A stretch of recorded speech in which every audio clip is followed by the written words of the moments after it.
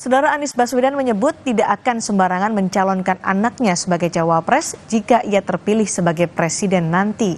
Hal ini dikaitkan dengan posisi putra sulung Jokowi, Gibran Rakabuming Raka, yang dicalonkan sebagai cawapres mendampingi Prabowo Subianto. Di sela acara hari ulang tahun Partai Nasdem, Anies Baswedan ditanya tentang kemungkinan anak-anaknya terjun ke dunia politik dan menjadi cawapres.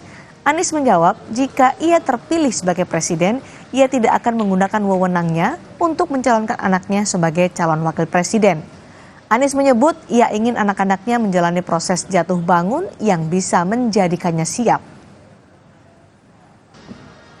Menurut saya salah satu hal yang penting di situ adalah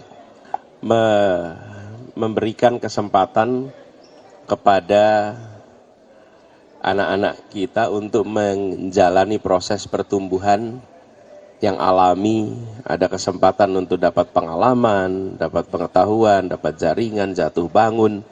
Itu bagian dari perjalanan hidupnya. Dan itu juga yang kemudian nanti membekali dia untuk ambil rute apapun nanti.